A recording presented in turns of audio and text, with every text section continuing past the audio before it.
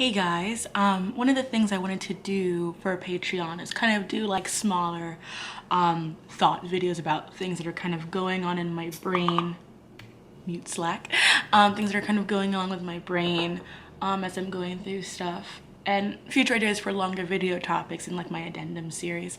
And something that has been on my brain as I've been working on like coming up with the basic outline for the She-Ra video is sort of like problematic shipping, what I think about it now versus how I used to think about it when I was a teenager. Because so one of the ships I like in She-Ra is Entrapta, I think is how it's pronounced. It's Entrapta and Hordak in the show, and there's a lot of anti-shippers for that, and I don't really think, like, I think you should be able to hate just like whatever ship that you choose, but it is interesting to me the standards of which people want to judge certain participants in the ship, because a lot of the people, they don't like Entrapta because Hordak, it's usually three things. It's like, either it's his age, which is not really a good argument, and like B, that he's like abusive, and three, that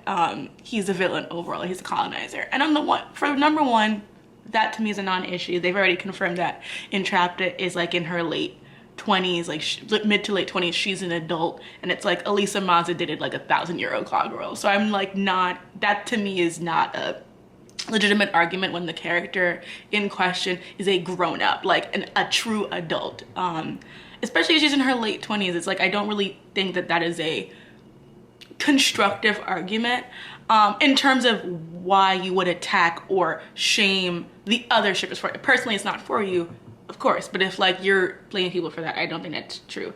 As for him being abusive, I would say that like when it is established that they actually have a relationship and he doesn't, and they're just kind of not in like a weird like you're my minion stuff, he's not abusive towards her, at least not in my opinion. And then finally, with him being a colonizer, which I find is to be the most interesting argument, honestly, because here's my whole thing. Hordak is absolutely a colonizer, for sure, and an imperialistic, you know, he's the clone of an imperialist doing imperializing for his clone brethren, which is like, yep, got that. But what I think is so funny is how they choose to erase Entrapta's, what's the word I'm thinking about? Entrapta's, not collusion, but, fuck, I was literally writing, I wrote about that. What is it called? Not collusion, they choose to erase how Entrapta has worked with colonizers by choice of her consent to work under an imperialist, and they erase this for like a bunch of other characters. And to me, it's just like, if you're going to criticize Hordak and that relationship because he's a colonizer, I think that you should criticize Entrapta as well for choosing to work with a colonizer by choice. Like, she consented to work under an imperialist. And what's more so is that Entrapta is not, like, I totally get like if Chinaz is your favorite character and you love her and you don't want her to be with Hordak in general, like, again, not my issue. But like, it's about like not holding your white female faves accountable for their own BS. Like, Catra has, you know, co-signed imperialism for her own means, and she's my favorite character. Like, I have my phone case is her and also a Deep Space Nine pin. But, you know, like, Catra has worked under for an imperialist. You know, Scorpio, who we love, was a force captain under them. And we also understand that like Catra and Scorpia were sort of like bred into this institution, but we also know that Hordak was as well. You know what I mean? It's like, again, like, it's the ability to erase how the white female faves, or like white coded female faves, work under these oppressive regimes, but wanting to like just choose one villain. And I think She-Ra has been a very smart show of showing how like villainy is not just one thing. And with Hordak, I think since his relationship with Entrapta has started, they never made it seem as if him liking Entrapta ergo meant he is now a good person. It's more saying like, yes, he's a colonizer, and he's an imperialist, but he also loves Entrapta, or, you know, cares about Entrapta, even if it's just friendship, lab partner things too. Like, and I feel like as a Black person, like, the idea of a colonizer having a family or having loved ones is not like, oh, gasp, you know what I mean? It's like, yeah, we know that. They're called the Founding Fathers. And it, to me, with the erasure of Entrapta's own complicit. That's the word I was thinking about. Like, ignoring that, like, she is like a chaotic neutral. She doesn't really have an alignment to, you know, the good side or the bad side. She's in it for the tech, which I think makes her the perfect person to have this kind of relationship, especially because, like, in the original series, her character was evil. Like, she was chosen to have this role for a reason.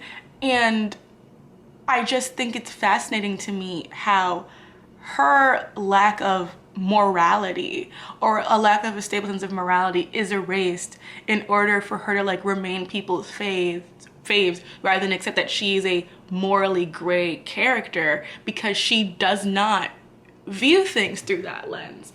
And how, like, that is part of her whole thing with Hordak.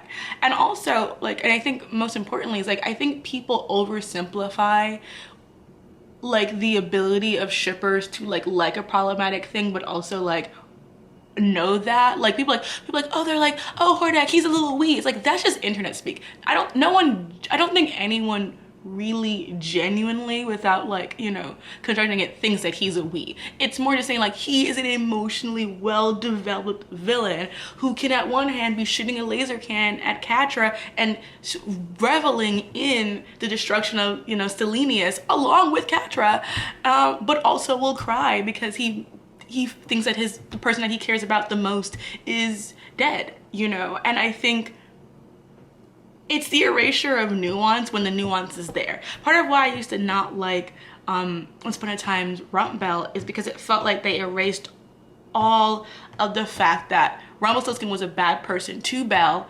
continuously, and he never got any comeuppance for it.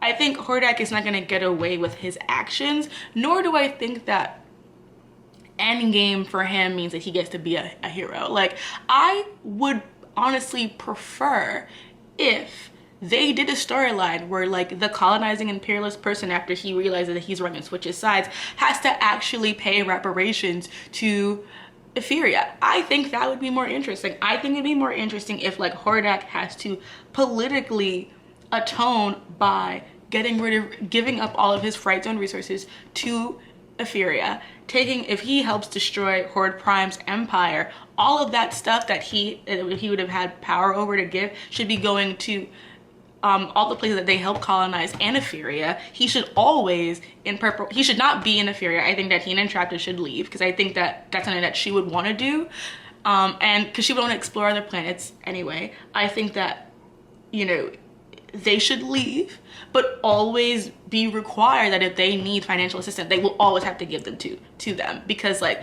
that is him paying reparations as best he can, because he can't give back the lives, but what he can do is be the one who develops the infrastructure for the New Kingdom. He can be the one who, you know, builds the tributes, rebuilds Selenius, helps them build up their own resources. Like, he has to pay back what he has taken as much as he can. That is more interesting and honestly more politically aware and more of him atoning than anything else. And that has to be his own journey. And it's not as if we want Entrapta to come and make him a better person, because I don't think Entrapta could do that. Entrapta is not she is a protagonist and we like her. She's a princess. She is aligned with good in terms of, like, how we construct the show, but she is not an altruistic person in that same way. So I don't even think she'd be like, you need to do this. I think that he should be aware that, like, to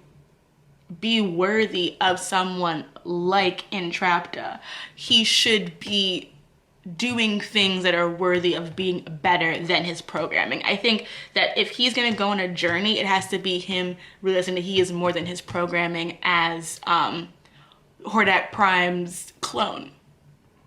And I just, at the core of it, it's like, I think that a lot of space isn't given for people to ship problematic stuff constructively. I think that sometimes, especially when, like, If it was like Rump Bell where they erased a lot of his stuff to be like, but he loves her, I would be like, this is bullshit. But the show has never been that simplistic. It has never been that reductive of trauma and villainy. And most importantly, I think that we have several characters that we love that have been complicit in imperialism. They should all be held accountable. And I think with Double Trouble going after Catra, who again, we love but needed to be told, I think the show has always set itself up to really understand that atonement is more important than redemption. Like, yes, Catra is now in a position where she gets to actively help and atone for her actions by being stuck with Glimmer. It's not just her like, I'm sad, ergo I get to be good. No, it's like now she's in a position where she has to be better in order to help. And that'll be her atoning. I think Hordak is right now, with everything that has happened, in line for that to be a part of his endgame. But I don't think the show, being what it is and how it's constructed, would ever say that like you must absolutely like be good now to be, because like love, being good is not a prerequisite for love. Terrible people are in love all the time. And I think She-Ra is a smarter show than that. And I think that shippers in general are smarter than that. Like, most people who ship problematic things know it's problematic. And I think fandom has a very messy habit of wanting to use things like colonization and that kind of terminology and act as though like there aren't non-white people in these ships who have done the work of dealing with these issues and have their own things about it. Like, I ship Draco and Hermione. I know plenty of Black and brown women who ship Draco and Hermione, and we have thought about the implications of that, and we have dealt with that. And I don't think any of us, not a single one of us, has ever been like, well, Draco was all right to be a racist, and we're okay with that. I have never read a single Draco Hermione fic where like there was any like race play in it, or like, you know, like there was nothing like, oh, I'm gonna call you a mudblood and that's gonna turn you on. It was never anything like that. It was never without the, you know, the implicit subtext that Draco had to put in work and apologize and correct his behavior before he could be with Hermione. Like, and I feel like that is often just erased and just minimized to like, well, if you like this and this, you must like be okay with like that and that. And I'm like, we gotta move past that. That is not why people ship things. Like, this was a conversation, I forget, her name is Sun on Twitter, and I never got to respond to you, and I just realized this now, and I apologize for that. But they once messaged me about like incest, like being like these two writers publicly supported like John and Sansa, and they were like, you know, shipping incest is bad because you have young audiences and you shouldn't be exposing them to that. And I just feel like people don't ship incest in fandom because they co-sign incest in real life. And I feel like we've lost that nuance sometimes. Like, the most of the time, when, especially when it's two men, people ship the incest ship because they don't like any of the women. And they just want to, and so that's their way of getting the dudes together, you know what I mean? It's their way of creating like a queer content. Like, I know, I'm exposing myself to my patrons. I used to read Itachi Sasuke fic because I didn't want to read, there wasn't any other characters that I liked shipping Itachi with. There was like, he has no, like, you know, his only important relationship was with Sasuke. So if you read any fic, it's all them doing that relationship and then the sexual component. And it's like, it's either I read this stuff with Sasuke or I read them with Sakura. And I was like, do I hate Sakura more than I hate Sasuke? And it's like, it's equal, but I would rather read the Sasuke Itachi stuff because it, at the same time as like everything else, is dealing with a lot of the underlined issues between those two characters. It just ended up being more interesting, and then there was smut. But I still don't ship in. I don't think incest is good. Like, but it's just like, many of these ships exist and people like them, not because they co-sign the politics of the ship or because they think that relationships in real life like that are good, but because they enjoy playing with the elements of those dynamics and sometimes just throwing sex into it to see how it works. Like, it's not just because like they like incest or they like a relationship between like a racist coded character or not. It's because the dynamics between those two characters and interesting. Let's see how we can play with them. And I just think, you know, that just was been going around in my head. Let me guys know what you guys think. I especially, you know, was thinking about maybe I'll make this video public or like rearrange it in some bits and add it to something else. But these are the kind of like little videos I wanted to like make sure I could share with you guys, my lovely patrons. And also the support has been completely overwhelming for me. I can't believe like I think last time I checked it was like 17 of y'all decided to like do this with me, and it's very humbling. And if there are any other topics like this you want me to do like tiny little vlog series about in this way, just let me know. I apologize that they're not going to be super edited. I will try and limit the ums in post as much as I can. But yeah, thanks for watching, and I will see you soon.